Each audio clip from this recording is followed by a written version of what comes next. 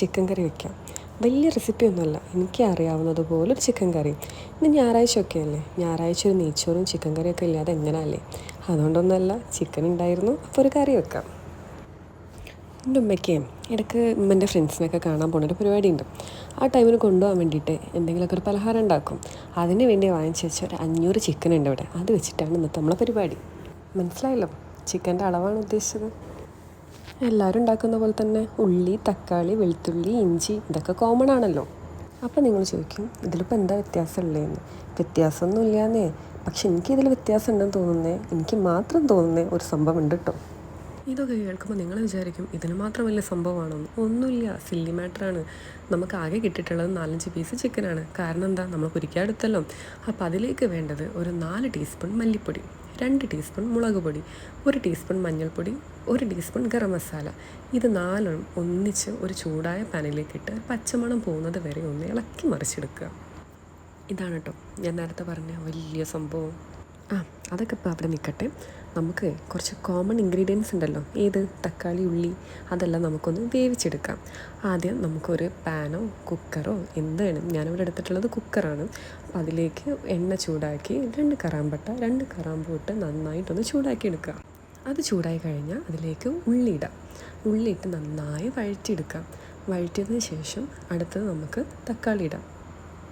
പിന്നെ as usual ഇഞ്ചി, വെളുത്തുള്ളി എല്ലാം ഇതിലേക്കിട്ട് ഒന്ന് വഴറ്റിയെടുക്കാം. അത് കഴിഞ്ഞതിന് ശേഷം ഞാനൊരു ഉരുളക്കിഴങ്ങ് ഇടുന്നുണ്ട്. കാരണം എനിക്ക് ഈ ചിക്കൻ കറിയിൽ ഉരുളക്കിഴങ്ങ് ഭയങ്കര ഇഷ്ടമാണ്. എന്നെപ്പോലെ തന്നെ ചിക്കൻ കറിയിൽ ഉരുളക്കിഴങ്ങ് ആർക്കെങ്കിലും ഇഷ്ടമുണ്ടെങ്കിൽ ഒന്ന് കമൻറ്റ് ചെയ്യണേ.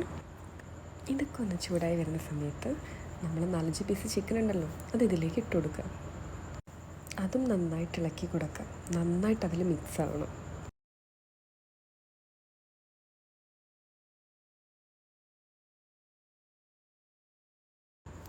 അതൊന്ന് ഇളക്കി സെറ്റായതിന് ശേഷം നമ്മൾ മാറ്റി വെച്ച ആ സംഭവം ഉണ്ടല്ലോ, അത് നമ്മളിതിലേക്ക് ഇട്ട് കൊടുത്തിട്ട് നന്നായിട്ട് മിക്സ് ചെയ്യാം. ഈ സംഭവം എന്ന് ഉദ്ദേശിച്ചത് നമ്മൾ നേരത്തെ മാറ്റി വെച്ച മസാലപ്പൊടികളില്ലേ, അതന്നെ. ഇനി അത് നന്നായിട്ട് മിക്സ് ചെയ്യാം.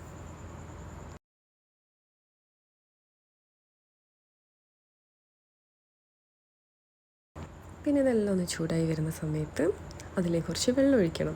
അധികം വെള്ളം വേണ്ട, കാരണം ഓൾറെഡി നമ്മൾ ചിക്കനിലും പിന്നെ ഉള്ളിയിലെല്ലാം വെള്ളം ഉണ്ടാവും.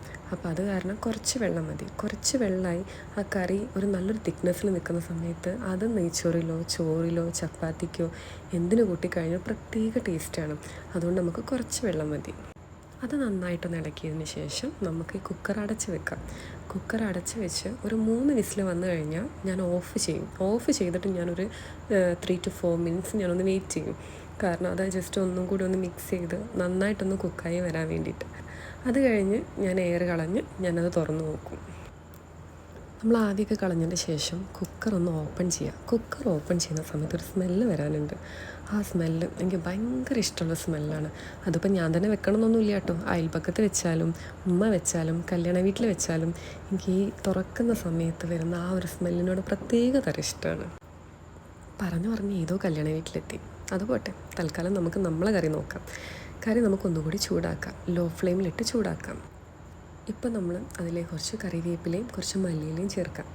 കറിവേപ്പില ഞാനിവിടെ യൂസ് ചെയ്തിട്ടുള്ളത് നാടനാണ് കേട്ടോ. അതെൻ്റെ വീട്ടിലുണ്ടായതല്ല, അടുത്ത വീട്ടിലുണ്ടായതാണ്.